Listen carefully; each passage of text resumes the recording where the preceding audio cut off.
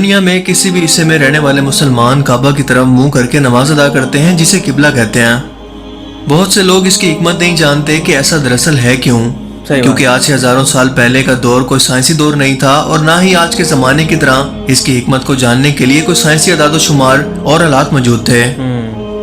بہت سے غیر مسلموں کو آج بھی لگتا ہے کہ مسلمان کعبہ کو، جو کہ بس ایک کالے رنگ کا کیوب شیپ کا گھر ہے، اس کی عبادت کرتے ہیں۔ اس لیے وہ سوال کرتے ہیں کہ ہندوؤں کی طرح جس طرح سے وہ مندر جا کر اپنے خداؤں یا پتھروں سے بنی بے جان مورتیوں کی پوجا کرتے ہیں، اسی طرح سے مسلمان کعبہ کی عبادت کیوں کرتے ہیں؟ کیونکہ وہ بھی تو ایک بے جان پتھر سے بنی ہوئی عمارت ہے۔ ان دونوں کے اندر بھلا فرق کیا رہ گیا؟ دوستو، اسلام میں ایک اصول ہے کہ اگر دنیا کے کسی بھی کونے کے اندر کوئی مسلمان موجود ہے اور وہ نماز پڑھنا چاہتا ہے مگر اسے قبلہ کی ڈائریکشن کا علم نہیں اور نہ ہی اس کے پاس اس کے جاننے کا کوئی طریقہ موجود ہے، تو پھر کسی بھی طرف منہ کر کے وہ نماز پڑھ سکتا ہے جو ڈائریکشن اس کے لیے سب سے زیادہ ایکوریٹ ہو، کیونکہ اللہ پاک قرآن کریم کے اندر فرماتے ہیں اور مشرق اور مغرب سب خدا کا ہی ہے،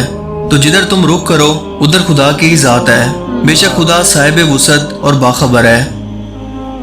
اس آیت مبارکہ سے ہمیں پتہ چلا کہ کعبہ کی طرف منہ کرنے کا مقصد مسلمانوں کو متحد یا اکٹھا کر کے ایک بنانا ہے، کیونکہ ایک جگہ اگر مسلمانوں کے مجمع کو نماز ادا کرنی پڑے تو کوئی شخص اپنی مرضی سے مشرق کی طرف، کوئی مغرب کی طرف، کوئی شمال اور کوئی جنوب کی طرف منہ کر کے اپنی مرضی سے نماز پڑھنے کو ترجیح دے گا۔ اس لیے قبلہ ایک ڈائریکشن ہے سب مسلمانوں کو اکٹھا کر کے ایک لائن کے اندر لانے کے لیے، سو اس کا مقصد کعبہ کی عبادت ہرگز نہیں ہے، جس کا ثبوت ایک صحیح حدیث بھی ہے۔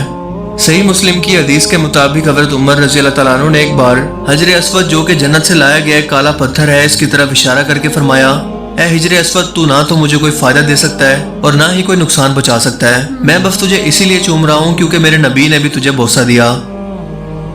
حضرت عمر رضی اللہ تعالیٰ عنہ کے یہ الفاظ کہ تو صرف ایک پتھر سے زیادہ کچھ نہیں ہے، جو کہ نہ مجھے کوئی فائدہ دے سکتا ہے اور نہ ہی کوئی نقصان پہنچا سکتا ہے، اس بات کا ثبوت ہے کہ مسلمان کعبہ کی عبادت نہیں کرتے بلکہ کعبہ کے رب کی کرتے ہیں،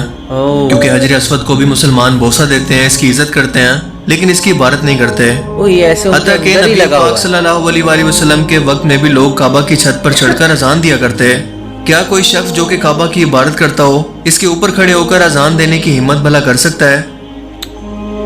یہی نہیں، اگر ہم دنیا اور کائنات کے نظام کو دیکھیں اور اس پر غور کریں تو ہمیں پتہ چلے گا کہ کائنات میں ستارے، سیارے اور کہکشائیں سب ایک خاص مرکز یا ایک درمیانی مرکز کی طرف کاؤنٹر کلاک وائز ڈائریکشن کے اندر گھوم رہے ہیں۔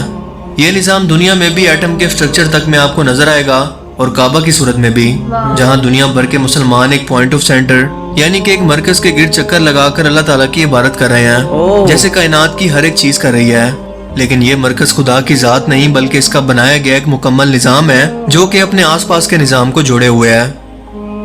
جبکہ اگر سائنسی بنیادوں پر دیکھیں تو جب بھی کوئی شخص عبادت کے لیے اپنا سر زمین پر کعبہ کی ڈائریکشن کے اندر رکھتا ہے تو اس سجدے کی حالت میں اس کے جسم سے نیگیٹو انرجی پرفیکٹ طریقے سے خارج ہوتی ہے، جو کہ جسم کے انرجی سسٹم کو بیلنس کرنے کا پرفیکٹ طریقہ ہے۔ یہی طریقہ ٹینشن، ڈپریشن اور سٹریس کو کم کرتا ہے،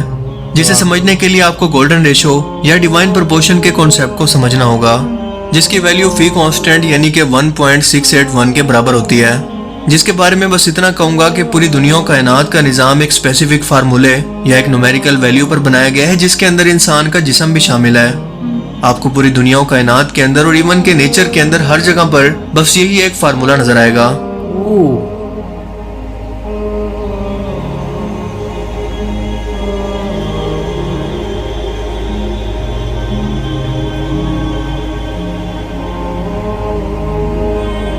اور اگر یہ فارمولہ ہم زمین کے گلوب پر اپلائی کریں تو جواب آتا ہے مکہ شہر، یعنی زمین کا ایسا مقام جہاں پر سب سے زیادہ انرجک فیلڈ موجود ہے، اتنا زیادہ کہ یہ دنیا کے کسی اور کونے کے اندر موجود ہی نہیں ہو سکتا، حتیٰ کہ سیٹلائٹ سے دیکھنے پر بھی اس کو محسوس کیا جا سکتا ہے۔ ایسٹروناٹ بھی اس بات کا اعتراف کرتے ہیں کہ کعبہ سے ایک خاص قسم کا انرجک فیلڈ ہر وقت خارج ہوتا رہتا ہے، اور بطور مسلمان ہم یہ بات جانتے ہیں کہ کعبہ کی ڈائریکشن کے اوپر یعنی کہ 7 آسمانوں پر ایک اور کعبہ یا اللہ تعالیٰ کا گھر موجود ہے جسے بیت المعمور کہتے ہیں۔ روزانہ تقریباً 70,000 فرشتے اس کا طواف کرتے ہیں، اور جو ایک بار اپنی پوری زندگی کے اندر اس سعادت کو حاصل کر لے پھر اس فرشتے کی پوری زندگی کے اندر فرشتوں کی بے تحاشا تعداد کی وجہ سے اس کی باری کبھی نہیں آتی۔ یہ انرجی کیسے خارج ہوتی ہے اسے ایک بار پھر سے ایٹم کے سٹرکچر سے لے کر گلیکسیز کے سٹرکچر کو دیکھ کر ہم آسانی سے سمجھ سکتے ہیں، جس کے درمیان کے مرکز کے اندر سب سے زیادہ طاقت ہوتی ہے और अपने इर्द गिर्द मौजूद बिखरे हुए ऑब्जेक्ट्स को अपने गिर्द घूमने पर मजबूर करता है। बिल्कुल हमारे सोलर सिस्टम में मौजूद सूरज की तरह, जिसके गिर्द सियारे जिसमें हमारी जमीन भी शामिल है, सूरज की पावरफुल ग्रेविटी फोर्स की वजह से इसके गिर्द घूम रहे हैं और सूरज जमीन की नेगेटिव एनर्जी को लेकर इसे पॉजिटिव एनर्जी दे रहा है ताकि जमीन पर जिंदगी का वजूद बाकी रह सके। और बिल्कुल यही सिस्टम एटम के अंदर भी है, जो कि जिंदगी और दुनिया और कायनात की हर एक चीज का बुनियादी इकाई या स्ट्रक्चर है और इसी से मिलकर दुनिया और कायनात की हर एक चीज बनी है। इसीलिए काबा का तवाफ करने पर, यानी कि एक सेंटर पॉइंट के गिर्द घूमने पर, एक पॉजिटिव एनर्जी आपके जिस्म के अंदर दाखिल होती है। साइंटिफिक रिसर्च हमें यह बताती है कि एक आम इंसान दिन भर के अंदर बहुत सारी इलेक्ट्रोमैग्नेटिक वेव्स का सामना करता है, जो कि इसके लिए बहुत खतरनाक हैं और सामने के दिमाग के हिस्से में दाखिल होकर डिप्रेशन, सर दर्द, सुस्ती और दिमागी तनाव या स्ट्रेस की वजह बन सकती है। दिमाग के इसी हिस्से से हमारा जिस्म पॉजिटिव और नेगेटिव एनर्जी को हासिल करता है और दिमाग के इसी सामने के हिस्से को जमीन पर रखकर इस नेगेटिव एनर्जी को आसानी से खत्म किया जा सकता है। लेकिन ये प्रोसेस उस वक्त काफी बढ़ जाता है जब सबसे ज्यादा एनर्जी रखने वाले जमीनी हिस्से की तरफ ऐसा किया जाए, जो कि सिर्फ और सिर्फ काबा है। डॉक्टर एंड्रयूज न्यूज़बर्ग ने दिमाग की इन्हीं एक्टिविटीज को नमाज के दौरान नापने की कोशिश की, तो वो ये जानकर हैरान रह गया कि नमाज के दौरान इस शख्स के दिमाग पर सीधा ये एनर्जी असरअंदाज हो रही है, जिसकी वजह से फ्रंटल लोब या दिमाग का सामने का हिस्सा उम्र गुजरने के साथ साथ सुखड़ता नहीं है, जिसका मतलब कि दिमाग के इस हिस्से के जिम्मे काम, जो कि हैं पढ़ना लिखना और याददाश्त, वो भी मुतासिर नहीं होते। और बुढ़ापे के अंदर भी आपकी याददाश्त को कमजोर होने से बचाकर आपको कुदरती तौर पर मेडिटेशन को फराहम करता है। क्या आप यकीन करेंगे कि आर्कियोलॉजिस्ट की तहकीक के मुताबिक बिलिस पत्थर, जो कि मक्का मुकरमा के अंदर मौजूद हैं, दुनिया के सबसे पुराने या कदीम पत्थर हैं। जब साइंटिस्ट ने यहाँ से सैंपल लेकर इकट्ठा किया तो पता चला कि ये जमीन की शुरुआत के वक्त या जमीन के बनने से भी पहले के पत्थर हैं, जो कि हमारे सोलर सिस्टम के अंदर कहीं पर मौजूद थे। और जमीन के बनने की शुरुआत के वक्त जब एस्ट्रॉयड जमीन की सतह से टकरा रहे थे, तब ये पत्थर इसी लोकेशन पर आकर गिरे। इसीलिए आज भी काबा के 3 पत्थर के टुकड़े ब्रिटिश म्यूजियम के अंदर मौजूद हैं, क्योंकि साइंटिस्ट का मानना है कि ये पत्थर हमारे सोलर सिस्टम से कहीं से आए हैं, जिस वक्त जमीन का वजूद भी नहीं था।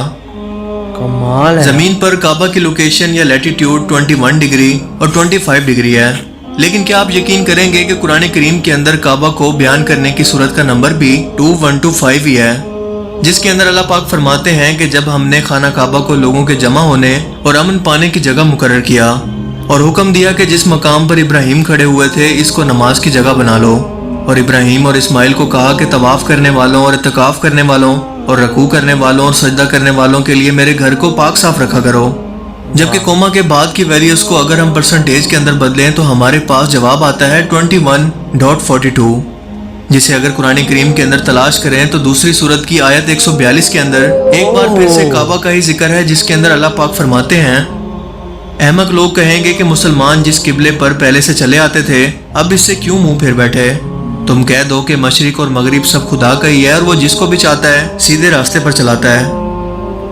क्या ये सिर्फ मैथमेटिकली तौर पर महज इत्तफाक हो सकता है? अगर साइंटिफिकली तौर पर बात करें तो इसका चांस 10,000 में से सिर्फ एक बार मुमकिन है, लेकिन अल्लाह ताला की हिकमत से कुछ भी मुमकिन है। इसीलिए मुसलमानों को अल्लाह ताला की ज़ात का हर हुक्म बिना किसी सवाल और शक व शुबात के मानना चाहिए, क्योंकि इसके हर हुक्म के पीछे एक मसलियत और हिकमत जरूर होती है, जो कि आसानी से समझ नहीं आती।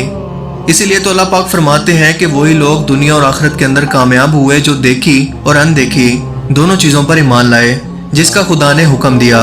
और अनदेखी इसकी जात भी है, जिस पर हम बिना देखे और बिना कोई सवाल किए इसके वजूद पर ईमान लाते हैं।